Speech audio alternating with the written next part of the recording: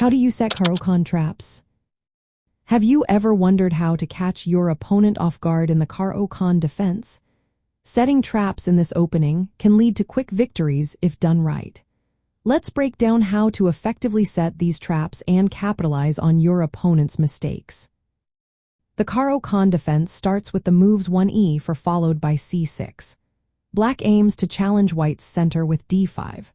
Traps often arise from early mistakes or aggressive responses to standard moves. Key themes to keep in mind include manipulating pawn structures, activating pieces, and using pins or discovered attacks. One classic trap is the Smothered Mate setup. This occurs after the moves 1e for c6 to d for d5 3 knight, to c3 d takes e for knight takes e for knight to d7. If white plays knight to d6, it can lead to checkmate if black's king is trapped by its own pieces. This trap relies on black blocking their king's escape by playing knight to d7 instead of developing pieces naturally. Another trap to watch for is the early queen checkmate. The sequence begins with 1e for c6 to knight to c3 d5 3 queen to e to d takes e for knight takes e for knight to d7. If black plays knight to d7, white can deliver checkmate with knight to d6.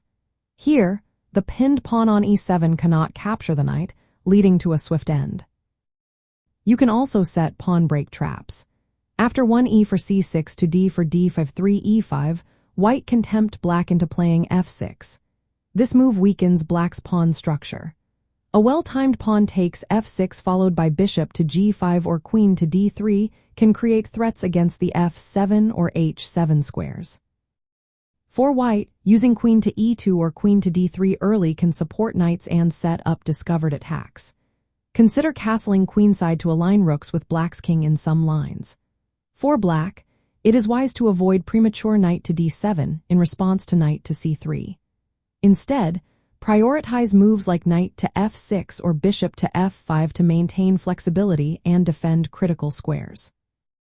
Keep in mind that most traps depend on your opponent making mistakes.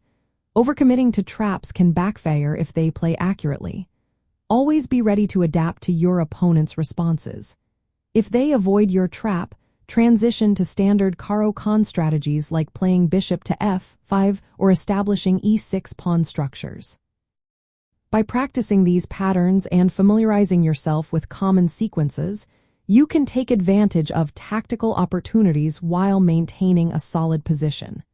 Happy trapping!